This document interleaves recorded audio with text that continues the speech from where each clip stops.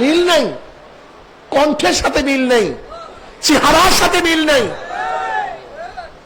কি ভাবছেন কি? কোন ডিজাইনার এত ছোট্ট জায়গার মতো এত ডিজাইন কিভাবে করছে? 5 টাকার সাজের থেকে 5 টাকার নোট বের হয়, 10 টাকার সাজের থেকে 10 টাকার নোট বের হয়, 100 টাকার সাজের থেকে 100 টাকার নোট বের হয়। আর আমার মার সাজ একটাই, মেটালও এক, সেখান থেকে আমরা হাজার হাজার হাজার হাজার সন্তান বের হইতেছি। একই মায়ের সাজের থেকে 7 ভাই, 10 ভাই, 11 ভাই, 15 ভাই বের হলাম, অনেক বোন বের হলাম। একজনের চেহারার সাথে আর একজনের চেহারার পূর্ণ মিল নেই, গলার সাথে মিল নেই, তবিয়াতের সাথে মিল নেই। ভাবছেন কি? সব মাওলার কুদরত, সব মাওলার খেলা। আসলে মাওলার কথা চিনি না, মাওলা নিয়ে তো গবেষণা করি না, শুধু দুনিয়া নিয়ে গবেষণা করি। তুমি একদিন চিন্তা করে দেখো তো, এ কোন কারিগর এত সুন্দর সাজে সাজাইছেন? কোন কারিগর চেহারা কিরকম বানাইছেন? কোন কারিগর চোখের মধ্যে এত ডিজাইন করছেন? কোন কারিগর দাঁতের শেপের মধ্যে এত ডিজাইন করছেন? আপনার আমি কথা বলি, এই যে রগ ফুইলা যায়, 2টা তার, ঠিক না ভাই? সবার 2 তারের মধ্যে থেকে কথা বের হয়, নাকি ভুল বললাম? কিন্তু তারের মধ্যে এরকম কি ডিজাইন করছে? এত ডিজাইনার কে? একজনের কণ্ঠের সাথে আরেকজনের কণ্ঠের পূর্ণ মিল নেই এই তারের মধ্যে। অথচ রগ তো সবই দেখতে দেখা যায় সমান, বাহ্যিক দৃশ্যের রগগুলি সবই এক, কিন্তু এক রগের সাথে আর এক রগের পূর্ণ মিল নেই। কি আজীব! যেহেতু চোখের সাথে মিল নেই, চেহারার সাথে মিল নেই, ভাববেন যত মানুষগুলি আছে সবার অন্তরের সাথেও কিন্তু মিল নেই। কলব আলাদা, চরিত্র আলাদা, তবিয়াত আলাদা, মেজাজ আলাদা। এর জন্য সবসময় খেয়াল রাখবেন, যেহেতু কলব আলাদা, আমাদের মধ্যে কিছু মতনৈক্য হতেই পারে, নাকি ভাই? মতনৈক্য হতেই পারে। এখন আপনাদের মানামানি না থাকে, মানামানি না থাকে, তাহলে এটা সংশোধন করবেন কিভাবে? সম্ভব কিভাবে? কেউ কার কথা মানলেন না, আমি ঠিক মানি না। আপনি কে? কিসের থানা, কিসের জেলা, কিসের বিভাগ? মানি না। কি করবেন? এর কোন রোগের ঔষধ নেই, আপনাকে মানতে হবে। কি করতে হবে? যে কোনো এক জায়গায় মানতে হবে। তাল গাছ মানেন, কলা গাছ মানেন, মানেন। অলাউকান আব্দাল হাফসিয়া মানেন, মানার যোগ্যতা অর্জন করেন। যদি মানতে পারেন তাহলে আপনি দামি হবেন, মানতে পারেন এই সংগঠন থাকবে, মানতে পারেন আপনি কামিয়াব হবেন। আতিউল্লাহ আতিউর রাসূল ওয়া উলিল আমরি মিনকুম। মানামানি সবচেয়ে দামি। সবচেয়ে দামি কি ভাই?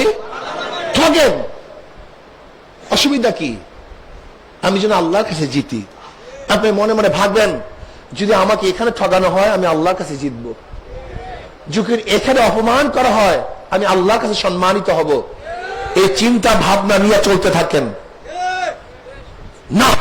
গরুর মতো আরই দিছি তো দিছি, ছাগলের মতো ঠেনি দিছি তো দিছি, কোন অবস্থাতে লড়বো না, হবে না। দেখেন, বুঝেন, আপনার আমার গায়ে সুন্দর একটা জামা, এই জামাটা ছিল এক থান, কোনো ফাড়া ছিল না, চিরা ছিল না, টুকরা ছিল না, কিন্তু দর্জি কি করছে? কথা বলেন, সবাই কথা বলেন। যদি থানওয়ালা নিজেকে কাটার কষ্ট সহ্য করতে না পারত, তাহলে আমার গায়ে সুন্দর একটা জামা হইতো না।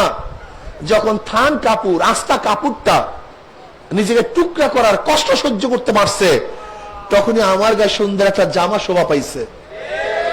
আপনাকে কষ্ট সহ্য করতে হবে মিলাতে গেলে, জোড়া দিতে গেলে। আপনি দেখছেন বিল্ডিং গুলি, কোন ইট আস্তা থাকে, কোন ইট ধাম ধাম ভেঙে ফেলে। এখন কোন ইট যদি বলে আমাকে ভাঙছো কেন, ওইটা আস্তা, আমি কেন আস্তা থাকবো না?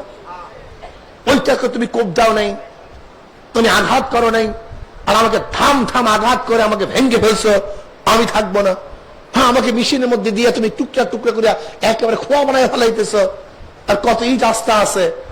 প্রত্যেকটা ইট যদি প্রত্যেকের স্থানে থাকতো, যে আমি ভাঙবো না, আমি টুকরা হব না, তাহলে কোনো বিল্ডিং, কথা বলেন না কেন, কোন বিল্ডিং হইতো না। কোন একটা ইটকে অবশ্যই ভাঙ্গার আঘাত সহ্য করতে হবে, টুকরা হওয়ার আঘাত সহ্য করতে হবে, নয়তো জোড়া দেওয়া যায় না, ইমারত হয় না। দেখেন আজকে আমরা বিল্ডিং দেখে খুবই আকৃষ্ট হই, কত সুন্দর বিল্ডিং, লেকিন আমরা কি দেখি, উপরে কিছু ইট দেখতেছি। এরকম ইট কিন্তু মাটির নিচেও কিছু আছে, যে ইটকে কোনোদিন কেউ দেখবে না। যদি মাটির নিচের ইট গুলিকে নিজেকে লুকাবার, নিজেকে ধ্বংস করার, চিরতরে মাটির নিচে যাওয়ার কষ্ট সহ্য করতে না পারত, তাহলে তার উপর এত সুন্দর ইমারত হইতো না। কিছু ইট নিজেকে বিলীন করে দিয়েছে, এই নিজেকে বিলীন করার কারণে তার উপরে সুন্দর ইমারত হয়েছে। ঠিক আমাদের মধ্যে কিছু লোক এরকম বিলীন করতে হবে। কিছু লোক মাটির নিচে চলে যাবে, তাদেরকে কেউ দেখবে না, কেউ প্রশংসা করবে না, তাদেরকে কেউ চিনবে না, জানবে না, তাদের আলোচনা হবে না, তারা মাটির মধ্যে চলে গেছে, লেকিন তাদের উপরই বিশাল ইমারত হবে। ঠিক আমাদের মুজাহিদদের মধ্যে একদল মুজাহিদকে এইভাবে ত্যাগ স্বীকার করতে হবে। আমি কিচ্ছু না, যাক নষ্ট আমি হয়ে যাই, কিন্তু আমার সংগঠন ঠিক থাকবে, আমার তরিকা ঠিক থাকবে, আমার ভাই বা আঘাত না আসে, সে ব্যবস্থা করতে হবে। বাবুর্চি খানা পাকাইস, খানা হঠাৎ করে গোশের মধ্যে একটা ব্যাগ পড়ে গেছে, ছোট্ট একটা ব্যাগ, এরকম পড়ে না অনেক সময়। বলেন তো যদি কেউ ব্যাগ দেখতো খানার মধ্যে, পুরো সমাজ কি হয়ে যেত? বাবুর্চি কি করছে, সাথে সাথে গোষ্ঠের মধ্যে ব্যাংকটা খেয়ে ফেলাইছে। সে কষ্ট স্বীকার করছে, লেকিন সমাজ নষ্ট হইতে দেয়নি, সে ধ্বংস হয়ে গেছে, কিন্তু সমাজ ধ্বংস হইতে দেয়নি। এরকম তোমাকে আমাকে যে কোনো এক জায়গাতে এই কষ্ট স্বীকার করতে হবে। আমি একটা জিনিস দেখছি, যদি বলি সব ধ্বংস হয়ে যাবে, জ্ঞানজাম লাগবে, চুপ থাকো, বলো না। কিন্তু তোমার আমার অবস্থাটা কি? তোমার আমার অবস্থা হলে এই, নিজেরা মারামারি করতে করতে সব ধ্বংস হয়ে যাইতেছে। এরকম তাতারিরা ইরাককে ধ্বংস করে ফেলছে। ওই সময় মুসলমানদের মধ্যে ইখতিলাফ চলতেছিল, মতনৈক্য চলতেছিল, কথিত আছে ওই সময় মাসালা চলতেছিল, গরুর পোশাক পাক না না পাক, বাস এই মাসালার উপরে বিশাল বিশাল সেমিনার সিম্পোজিয়াম চলতেছে। অথচ তাতারির আইসা একেবারে 10 লক্ষ মানুষের মাথা দিয়া মিনার করছে, সব ধ্বংস করে ফেলছে। ইউফ্রেটিস নদী, টাইগ্রিস নদী, মুসলমানদের রক্ত লাল হয়ে গেছে, সমস্ত মুসলমানদের কুতুবখানা জ্বালিয়ে দেওয়া হয়েছে। যে মুসলমানরা সামান্য কিছু মুসলমান ইরাক দখল করেছিল, অথচ হালাকুকা চেঙ্গিস খা সেই মুসলমানদের ইতিহাসকে মাটির সাথে মিলিন করে দিয়েছে। কিসের জন্য? মুসলমানের সংখ্যা তো অনেক ছিল, কিন্তু পারে নাই কেন? আপুসের মধ্যে বিভেদ, জ্ঞানজাম, মতনৈক্য। আজকেও যদি তোমার আমার মধ্যে মতনৈক্য সৃষ্টি হয়, এই কাফেলা থাকবে না, এটা ধ্বংস হয়ে যাবে। বিভিন্ন ধরনের শত্রু তোমাকে আমাকে ধ্বংস করার চক্রান্ত করতেছে। আপনি ভেবেছেন কি চরমুনায় মুজাহিদদের মধ্যে, চরমুনার প্রতি কোন ইসলামের দুশ্মনদের কোন চক্ষু নাই, কোন ষড়যন্ত্র নাই? এটা ভেবেছেন? ব্যাকুল, এই যে তুমি ভাবছো, তুমি কি ভেবেছো? মনে করবা বিভিন্ন জায়গাতে হয়তোবা আমাদের দুশ্মনেরা, এই তরিকার দুশ্মনেরা, এই সংগঠনের দুশ্মনেরা বিভিন্ন কৌশলে লোক সেটিং করছে, ফিটিং করছে, আস্তে আস্তে তোমার এবং আমার মেজাজ মন খারাপ করে ফেলবে। এমন দুই একটা কথা বলবে, দেখবা মনটা খারাপ হয়ে যায়, বাস শেষ, সব শেষ। মানুষের মন নষ্ট হওয়ার জন্য একটা কথাই যথেষ্ট, হাজার কথার কোনো প্রয়োজন নেই।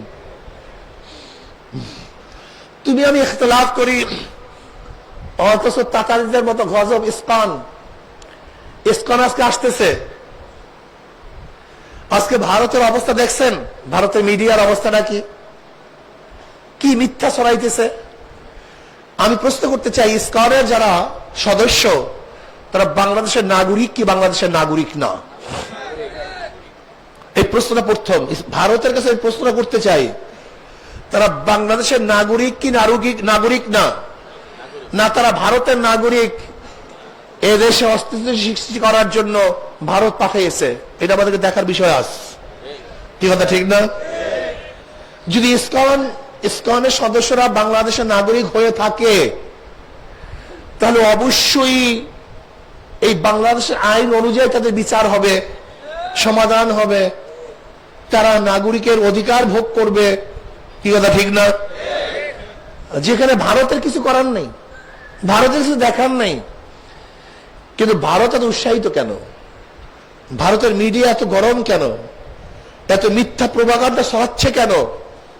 তার মানই হলো সিকিমের মতো এই ভারত এই দেশটাকে গ্রাস করা চক্রান্ত করতেছে। ভারত তো দেশটাকে গিলে ফেলছিল, হঠাৎ করে বাংলাদেশের জনগণ সচেতন হওয়ার কারণে, সাপের মুখের থেকে খাদ্যকে টেনে বের করার কারণে, সিংহের মুখের থেকে খাদ্য ছিনিয়ে আনার কারণে এখন সিংহের মাথা খারাপ হয়ে গেছে, বাঘের মাথা কি হয়ে গেছে? তুমি ভেবেছো তুমি সিংহ, তুমি ভেবেছো তুমি সিংহাসন, তুমি ভেবেছো তুমি সিংহ, তুমি বাঘ, কিন্তু বনের জঙ্গলে ছোট প্রাণীগুলো যখন একসাথ হয় তখন বড় বড় বাঘও ভাগতে বাধ্য হয়, পরাজিত হতে বাধ্য হয়। ভারত নিজেকে বাঘ ভাবে, অথচ আমি জীবনেও ভারতকে কোনোদিনই বাঘ ভাবিবি নাই। ভারতকে আমি কোনো শক্তিশালী দেশই মনে করি না। ইতিহাস আছে এদের ইতিহাস আছে। মোহাম্মদ বিন কাসিম রহমতুল্লাহ আলাইহি মাত্র 5000 সৈন্য নিয়ে রাজা দাহিরের 1 লক্ষ সৈন্যকে পরাজিত করেছিল, রাজা দাহিরকে হত্যা করেছিল। সুলতান মাহমুদ গজনবী রহমতুল্লাহ আলাইহি 17 বার ভারত আক্রমণ করে বিজয় করেছিল। দ্বিতীয় পানিপথের যুদ্ধে প্রায় লক্ষ লক্ষ ব্রাহ্মণদেরকে হত্যা করা হয়েছিল। এই ভারতের মধ্যে আমরা স্বল্প সংখ্যক মুসলমান দীর্ঘ 750-800 বছর পর্যন্ত শাসন করেছিলাম। এই ভারত তো আমাদের, এই ভারত কাদের? এটা মুসলমানদের দেশ।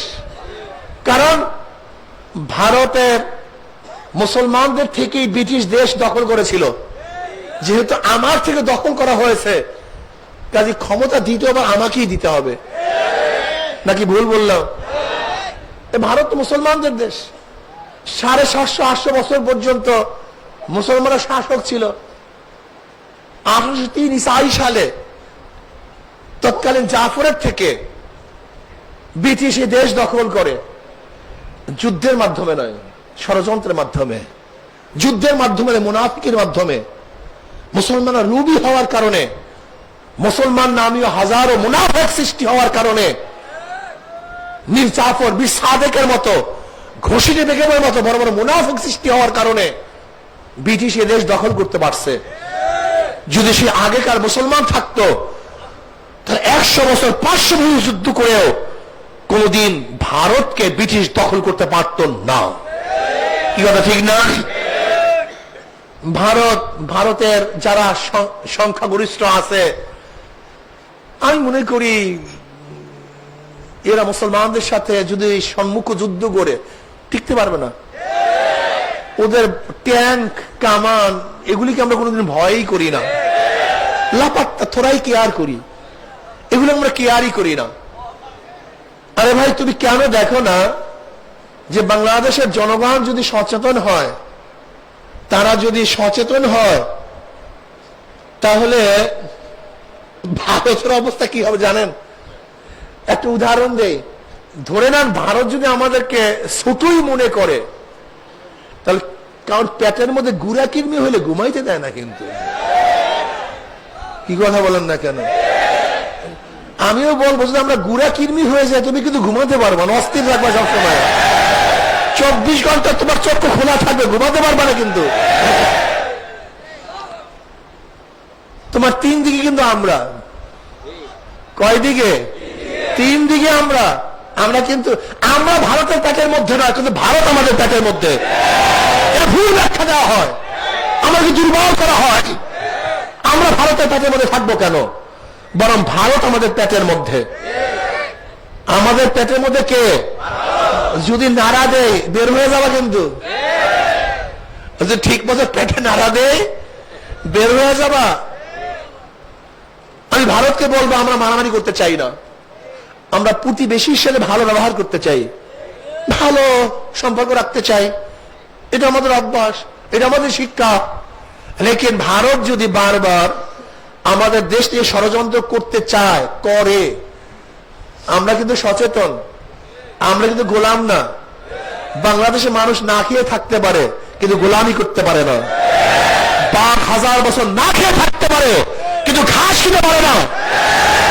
মুসলমানরা 1000 বছর না খেয়ে থাকতে পারে, ক্ষুধার্ত থাকতে পারে, ঘরহীন থাকতে পারে, বস্ত্রহীন থাকতে পারে, কিন্তু কার পায়ের নিচে মাথা নত করতে পারে না। এটা আমাদের ইতিহাস, এইটি আমাদের ইতিহাস। কোনদিন মাথা নত করতে পারি না আমরা। तू शाहीन है परवाज है काम तेरा, तू शाहीन है परवाज है काम तेरा, तेरे सामने आसमां और भी है। শাহিন মানে বাস পাখি। শাহিন কি? বাস পাখি। কবি ইকবাল বলতেছে, তুই শাহিন, বাস পাখি। বাস পাখি কোথায় ওড়ে? আকাশে উঠতে থাকে, তার কোনো সীমারেখা নাই। এটা ভারতের সীমারেখা, এটা মিয়ানমারের সীমারেখা, এটা পাকিস্তানের সীমারেখা, এটা আফগানের সীমারেখা, এটা চীনের সীমারেখা। এরকম কোন সীমারেখায় কিন্তু বাঁশ পাখি ওঠে না। বাঁশ পাখির চক্ষু যেদিকে যায় সে সেদিকেই চলতে থাকে, সেই দিকেই উঠতে থাকে। মুসলমান বাঁশ পাখি, এদের কোন নির্ধারিত সীমারেখা নেই। চীন আরব হামারা, হিন্দুস্তান হামারা, অতন হয় হাম, সারা জাহা হামারা। গোটা দুনিয়া মুসলমানদের, গোটা দুনিয়ার মালিক আমার আল্লাহ। ইন্নী জাইলুন ফিল আরদি খলিফা। মুসলমান হলো তার প্রতিনিধি। যেহেতু আমার মাওলার জমিন, আমরা তার প্রতিনিধি। জমিনের মালিক কে? মুসলমান। কি কথা ঠিক না? দুনিয়ার শাসক কে? মুসলমান। এর জন্য আমাদের কোন সীমারেখা রেখা নাই, আমাদের কোন সীমানা নাই, আমাদের নির্দিষ্ট কোন জমি নাই। যেহেতু গোটা জমির মালিক আল্লাহ, গোটা জমির মালিকের নেতৃত্ব প্রদান করবে আল্লাহর খলিফারা। ঠিক না? আমরা এখন দুর্বল হয়ে গেছি, আমরা ইনশাআল্লাহ আবার শক্তিশালী হব।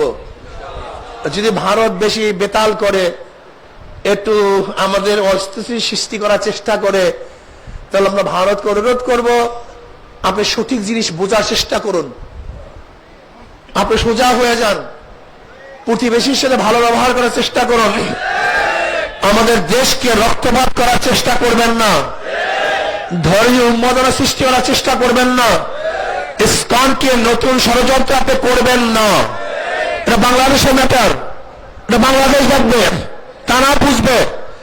কিন্তু খোদা না খাস্তা যদি প্রমাণিত হয় ইসকন এটা ভারতের সৈন্য, ইসকন ভারতের লোক, ইসকনের মাধ্যমে এদেশকে ধ্বংস করার চক্রান্ত চলতেছে, তাহলে ইনশাআল্লাহ বাংলাদেশের প্রত্যেকটা নাগরিক ঐক্যবদ্ধ হয়ে, একত্রিত হয়ে ইসলামের বিরুদ্ধে লড়াই করবে। এটা হিন্দুদের বিরুদ্ধে লড়াই নয়, এটা সংখ্যালঘুর বিরুদ্ধে লড়াই নয়। এই যুদ্ধ হবে ষড়যন্ত্রের বিরুদ্ধে যুদ্ধ, এই যুদ্ধ হবে ভারতের দালালের বিরুদ্ধে যুদ্ধ, এই যুদ্ধ হবে যারা দেশ এবং এই মাটি নিয়ে ষড়যন্ত্র করে তাদের বিরুদ্ধে যুদ্ধ। কি কথা ঠিক না? কিন্তু আমরা কি মনে করি, যখন ইসকন আসে তখন ধর্ম ধর্ম, সংখ্যালঘু সংখ্যালঘু। না, এদেশে হাজারো হিন্দুরা আছে যারা এই মাটি এবং মানুষের কথা বলে, হাজারো হিন্দুরা আছে যারা দেশ নিয়ে চিন্তা করে, যারা নিজেদেরকে দেশের নাগরিক মনে করে। কিন্তু ইসকনের সদস্যরা নিজেদেরকে এই দেশের নাগরিক মনে করে না। যদি তারা এই দেশের নাগরিকই মনে করবে, তাহলে তারা কেন বিবৃতি দিবে যে ভারতের অবশ্যই হস্তক্ষেপ করে এটা সমাধান করা উচিত? এই বিবৃতি কেন দিবে? এই ম্যাটার তো আমাদের। হ্যাঁ, ভারতকে ভারত ভিন্ন একটা দেশ, ভিন্ন রাষ্ট্র, সে আমাদের উপর ষড়যন্ত্র করবে কেন, হস্তক্ষেপ করবে কেন, এই দাবি কেন করব? তার মানে তুমি কি এদেশের নাগরিক না? এদেশকে স্বীকার করো না? হ্যাঁ, আমি বলবো এদেশের মধ্যে যারা বিদেশপন্থী আছেন, ভারতের দালাল আছেন, সতর্ক হয়ে যান। দেশ নিয়ে যারা ষড়যন্ত্র করতেছে, সতর্ক হয়ে যান। এদেশের মানুষ কোন ষড়যন্ত্র বরদাস্ত করবে না। আমরা ব্রিটিশদের বিরুদ্ধে আন্দোলন করেছিলাম, আমরা সেই জাতি। আমরা পশ্চিম পাকিস্তানের বিরুদ্ধে আন্দোলন করেছিলাম, আমরা সেই জাতি। আমরা সন্ত্রাসের বিরুদ্ধে আন্দোলন করেছি, আমরা ফ্যাসিস্টের বিরুদ্ধে আন্দোলন করেছি, মাথা নত করি নাই, আজও করব না। ইনশাল্লাহ ডাক আসলে, যখনই ডাক দেওয়া হবে, আমরা ঝাঁপিয়ে পড়তে রাজি আছেন ইনশাআল্লাহ? দেরি করবো না, সবাই ঝাঁপিয়ে পড়তে রাজি আছেন ইনশাআল্লাহ? নারায়ে তাকবীর, নারায়ে তাকবীর। আমরা সবাই নবীর সেনা, আমরা সবাই রাসূল সেনা, কোরআন সুন্নাহর আলো ঘরে ঘরে চালো। রুশ ভারতের দালালেরা হুঁশিয়ার সাবধান, দালালি আর কর্মীরা পিঠের চামড়া থাকবে না, দালালি আর করবি না, পিঠের চামড়া থাকবে না। নারায়ে তাকবীর, নারায়ে তাকবীর। আমরা সবাই নবীর সেনা, ভয় করি না বুলেট বোমা, কোরআন সুন্নাহর আলো। রুশ ভারতের দালালেরা হুঁশিয়ার সাবধান, পিঠের চামড়া থাকবে না, দালালি আর করিস না, পিঠের চামড়া থাকবে না। নারায়ে তাকবীর। দালালি করতে দেয়া যাবে না, পিঠের চামড়া রাখবো না, থাকবে না ইনশাআল্লাহ। অনেক দালাল সৃষ্টি হয়েছে আমাদের বাংলাদেশের মধ্যে, বহুত ভারতের দালাল। ভারত পরিকল্পিত ভাবে মিডিয়ার মধ্যে দালাল সৃষ্টি করেছে, লেখকের মধ্যে দালাল সৃষ্টি করেছে, বিভিন্ন পর্যায়ে দালাল বসায় দিছে। দালাল ওরা খায় নয় বাংলাদেশের, কিন্তু কথা বলে ভারতের। কি কথা ঠিক না? ওরা থাকে বাংলাদেশে, মেজাজটা কিন্তু ভারতের।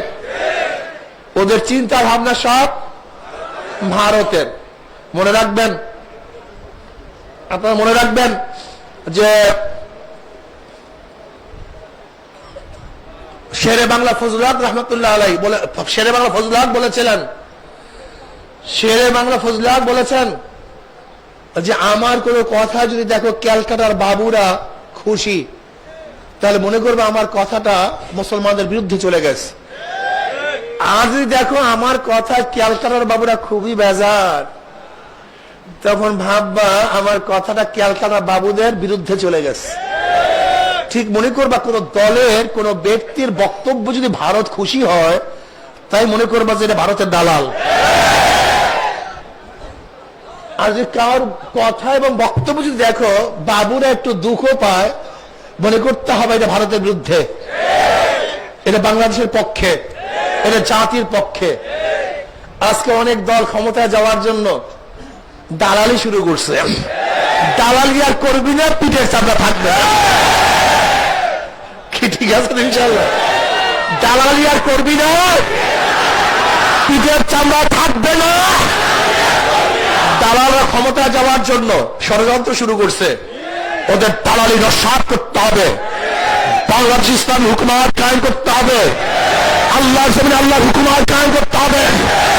আল্লাহর হুকুমত কায়েম করার জন্য প্রয়োজন রক্ত দেবেন ইনশাআল্লাহ, জীবন দেবেন ইনশাআল্লাহ। আমাদের তাজা রক্ত, আমাদের তাজা রক্তের জমিনে আমাদের ঢেলে দেবে ইনশাআল্লাহ। ইসলাম হুকুমত কায়েম করবেই তবে ইনশাআল্লাহ। এখন থেকে কাজ করতে হবে। যুব সম্মেলন হবে ঢাকাতে, সরার উদ্যানে বিশাল যুব সম্মেলন হবে 17 জানুয়ারি, বিশাল গ্যাদারিং হবে ইনশাআল্লাহ। যুবকরা সেখানে আসবেন। ইসলামী আন্দোলন বাংলাদেশে হাত যারা যুবক আছেন ইনশাআল্লাহ সরার উদ্যানে ইনশাআল্লাহ হাজির হবেন। রাজি আছেন ইনশাআল্লাহ? কে রাজি আছেন? আল্লাহু আকবার। আল্লাহু আকবার। আল্লাহ আমাদের সবাইকে কবুল করে নেন। दस्त दस्त दरिया भी नहीं सोरे हमने, दस्त दस्त दरिया भी नहीं सोरे हमने, बाहर जुल्मत में दौड़ा दिया घोड़ा हमने। इंशाअल्लाह मुसलमाনের গুলি বুকে লাগে, পিঠে লাগে না। মুসলমান সামনে অগ্রসর হতে পারে, দৌড় দিতে পারে না। মুসলমান জীবন দিতে পারে, বাঁচতে পারে ইনশাআল্লাহ। সেই দিকে ইনশাআল্লাহ চলতে হবে, সতর্ক থাকতে হবে। দেশ নিয়ে গোবর ষড়যন্ত্র চলতেছে। একদল ক্ষমতায় যাওয়ার জন্য পাগল হয়ে গেছে, মাথা খারাপ হয়ে গেছে পুরা। ওদেরকে চিহ্নিত করুন, ওদেরকে চিহ্নিত করুন কারা জনগণ এবং দেশের মাটি এবং মানুষের মহব্বতের বাহিরে ক্ষমতাকে বেশি প্রাধান্য দেয়। ওদেরকে চিহ্নিত করে চিরতরে ক্ষমতার মসনদ থেকে আজীবনে তার ধারণ করতে হবে। রাজি আছেন ইনশাআল্লাহ? দাওয়াত দেন, ঘরে ঘরে দাওয়াত দেন, সবার কাছে দাওয়াত দেন, সবার কাছে গিয়ে দাওয়াত দেন। এখন থেকে দাওয়াতি কাজ বাড়াতে হবে। নহে সমাপ্ত কর্মমোদের অবকাশ কোথায় বিশ্রামের?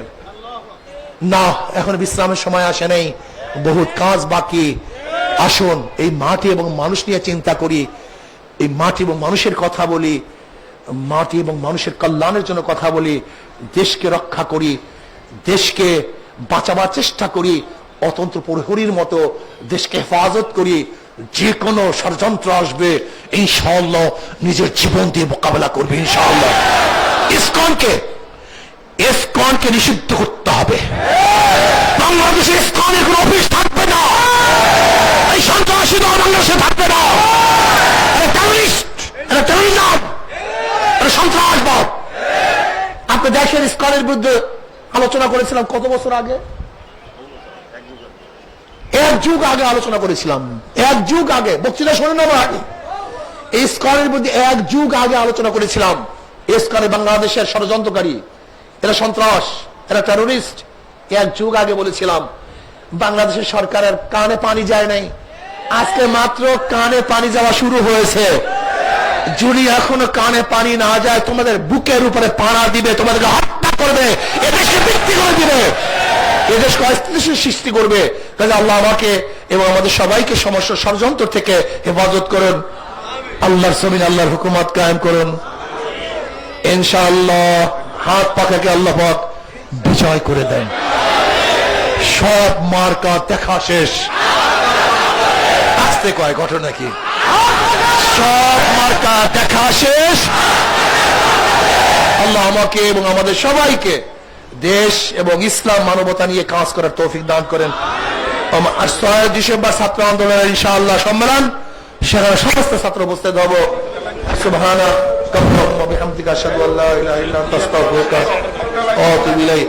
আর 3 তারিখে, এই 3 তারিখে ইনশাআল্লাহ সাহেবের মাহফিল আছে, আমরা সবাই থাকবো। আসসালামু আলাইকুম। এখন সবাই সুন্নাত পড়ি। আলহামদুলিল্লাহ, সবাই দাঁড়িয়ে যায় ভাই, মেহরবানি করে সবাই দাঁড়িয়ে কাতার সোজা করে, সবাই দাঁড়িয়ে কাতার সোজা করে। এখন আর কেউ বসে থাকবো না, সবাই দাঁড়িয়ে যায়। রাস্তার উপরে কাতার দিয়ে দিতে হবে।